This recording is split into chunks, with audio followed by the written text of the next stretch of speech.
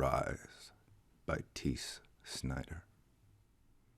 Chapter 8, Cleanup by Register 1. Derek Riggs, Los Angeles, 2018.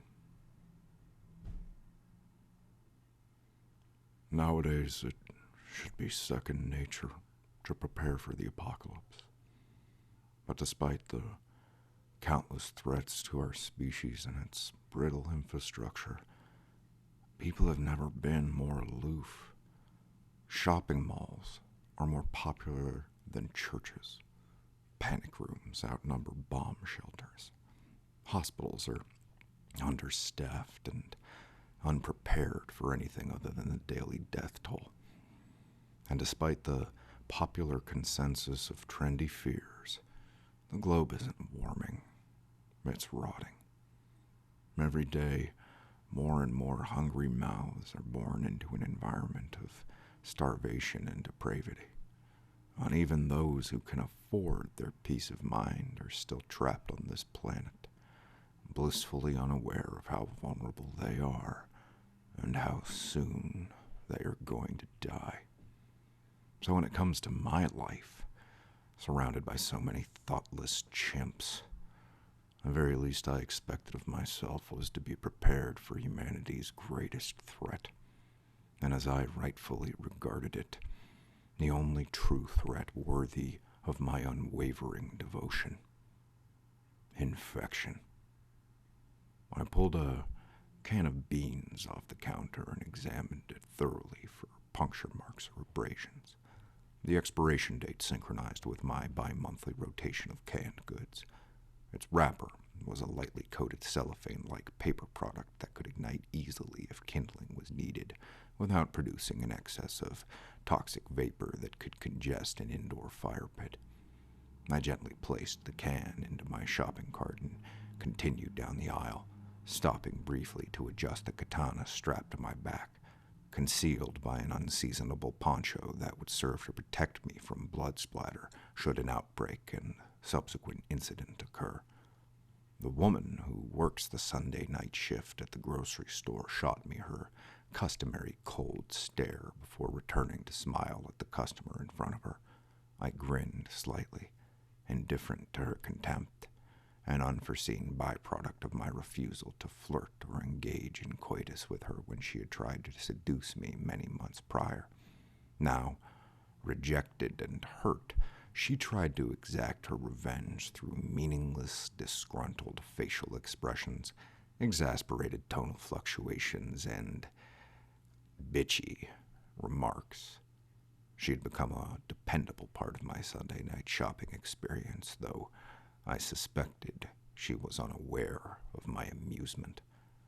I passed the aisles of frozen foods, then the hormone and antibiotic-filled meat products, scoffing with disgust at the most recent displays of innards and flesh. And people regularly chose to treat their bodies no better than the cattle they slaughtered for sustenance was ironic in my mind, though having once attempted to converse with another individual on the matter, I had since learned that people strangely develop an affinity for the things they eat. It seems to their underdeveloped, profoundly ignorant minds that life is worth shortening for the sake of fleeting, frivolous pleasures. They understand their own stupidity, yet fail to correct their decision-making process. Not surprisingly, my confidence in the wherewithal of my fellow man is correctly abysmal, and but for my complete confidence in their impending demise, I suspect I would grow overwhelmed by the prospect of an eternity in their midst. Fortunately, I know the truth, and whenever I find myself bogged down by society, I calmly remind myself that they'll be dead soon. Only the strong survive. I parked my shopping cart parallel to the conveyor belt that the woman who hates me was operating, making sure to go around the cart in case the need to flee arose. Her facial expression remained cold, and She purposely kept her eyes from meeting mine. I stared at her, pondering her thought process. After a few swipes of her wrist and the accompanying beep of barcodes, she looked up and shook her head. "Why do you always wear a poncho when you come here?" I felt socially obligated to answer her question, but having no desire to be forthcoming or truthful in my response, I chose not to. "It's not even supposed to rain," she continued, clumsily grasping my goods and gathering them into paper bags.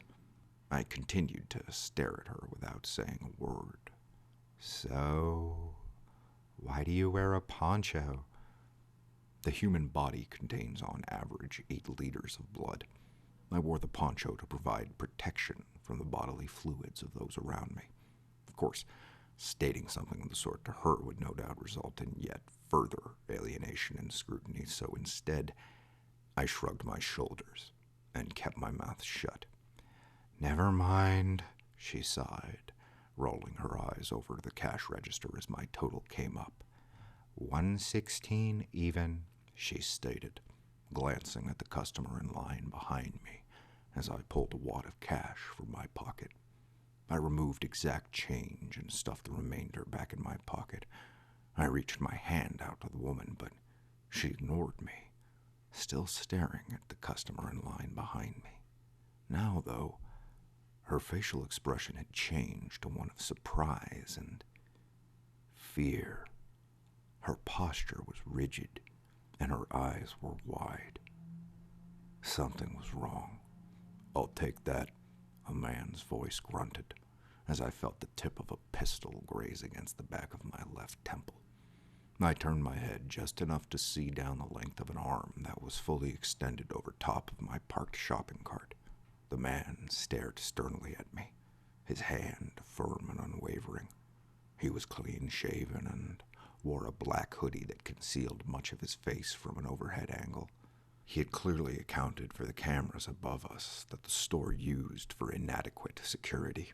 He had waited for a moment when there were fewer customers, and as I recalled my walk through the store to gather my goods, he had been idling here for some time. If he were no more than a crack addict hell-bent on his next fix, I'd have killed him already. But something about the look of his cold eyes gave me the impression that at least mentally, he was a formidable foe. I concealed my glee as best I could, slowly turning the wad of cash in my hand towards him.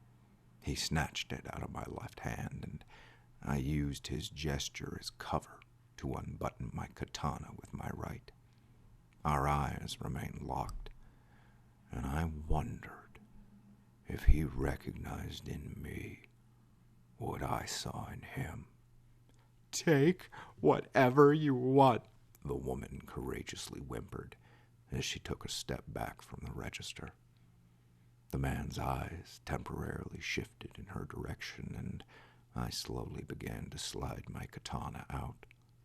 The poncho I wore served to conceal the fine movements of my arms. Like a lion in the grass, I lay in wait for the right moment to strike. "Put everything in a paper bag," the man instructed the woman. She began quickly gathering bills from the register and stuffed them into a bag. The man's eyes, however, had returned from instructing the woman to meet my own. I could tell that he expected me to be afraid and that he could clearly see that I wasn't. I hid my excitement as best I could. "Give me the rest of your money," he demanded, adjusting the gun in his hand to exemplify the point. I slowly reached into my pocket with my left hand, removing the remainder of my cash. I finished removing my katana with my right hand. I held the blade along my leg, unbeknownst to both the woman and the man. For almost 20 full seconds, the man and I had locked our eyes to one another's, cold and calm. He gripped his gun tightly, his finger pressed against the trigger. I gripped my sword tenderly, adjusting it in my palm to the perfect angle for my upcoming strike. Then, as I held out the remainder of my cash with my left hand, I broke our long-standing eye contact and looked quickly to the side, directly behind where the man stood. While I knew that only a large display of cereal was where my eyes fell, my gesture had the desired effect in my opponent's mind. The man temporarily broke his focus and twitched his head enough to the side to give me the opportunity I had waited for. I turned clockwise at full speed, my poncho flaring out like someone tossing a pizza in the air as I brought the sword up from my waist across the man's shoulder joint. I finished my gesture in a crouched position, calculating the blood splatter would fall in the direction of the woman who hates me. I heard 2 loud screams, one from the man and the other from the woman, accompanied by the dull thud of the man's now severed arm falling into my shopping cart full of groceries. I emerged from my crouched position to see the man slide down to the ground, clutching the gaping wound where his arm had once been. The woman shrieked hysterically, completely drenched in his blood. I glanced down at my poncho to see that a small spurt of blood had landed on my side. I quickly removed my garment, careful not to get any blood on my hands. Then, after wiping my sword clean with it, I held the poncho up for the blood-soaked woman to see why I had been wearing it, placed it on the counter, and casually made my exit.